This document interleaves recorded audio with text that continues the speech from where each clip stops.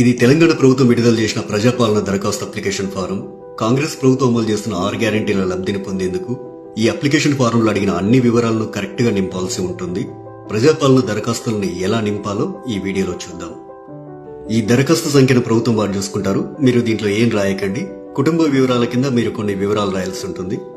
ఇక్కడ మీ పూర్తి పేరు రాయండి. ఇక్కడ ఇంటి యజమాని స్త్రీ అయితే స్త్రీ అని టిక్ చేయండి, పురుషుడైతే పురుషుడి దగ్గర టిక్ చేయండి, ఇతరులైతే ఇతరుల దగ్గర టిక్ చేయండి. మీరు ఏ సామాజిక వర్గానికి చెందినవారో ఇక్కడ టిక్ చేయండి. ఎస్సీ అయితే ఎస్సీ దగ్గర, ఎస్టీ అయితే ఎస్టీ దగ్గర, బీసీ అయితే బీసీ దగ్గర, మైనార్టీ అయితే మైనార్టీ దగ్గర టిక్ చేయండి. ఎస్సీ ఎస్టీ బీసీ మైనార్టీ కాని వారు ఇతరుల దగ్గర టిక్ చేయండి. ఇక్కడ వారి పుట్టిన తేదీ, పుట్టిన నెల, సంవత్సరం వరుసగా ఇవ్వండి. 12 అంకెల ఆధార్ కార్డ్ నెంబర్ ఇందులో ఫిల్ చేయండి. ఇక్కడ రేషన్ కార్డ్ నెంబర్ రాయండి. ఇక్కడ మీ మొబైల్ నెంబర్ రాయండి. వృత్తి దగ్గర మీరు చేసే వృత్తిని రాయండి. ఇక్కడ మీ కుటుంబ సభ్యుల పేర్లు, వారి వివరాలు తెలపాలి. ఇక్కడ పేరు, అతను గాని ఆమె గాని మీకేమవుతారో, తల్లి అయితే తల్లి అని, భార్య అయితే భార్య అని, కొడుకు అయితే కొడుకు అని, కూతురు అయితే కూతురు అని నింపండి.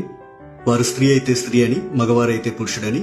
ఇక్కడ వారి పుట్టిన తేదీ, పుట్టిన నెల, సంవత్సరం వరుసగా ఇవ్వండి. ఇక్కడ వారి ఆధార్ కార్డ్ నెంబర్ రాయండి. ఇలా మీ ఇంట్లో ఎంతమంది ఉంటే అంతమంది పేర్లు రాయండి. ఇక్కడ ఇక 2వ పేజీలో ఏం రాయాలో చూద్దాం. 10వ నెంబర్ దగ్గర మీ చిరునామా రాయండి. ఆధార్ కార్డులో ఉన్నట్లు మీ ఇంటి నెంబర్ ఇక్కడ రాయండి. మీ గ్రామం లేదా మున్సిపాలిటీ ఇక్కడ రాయండి.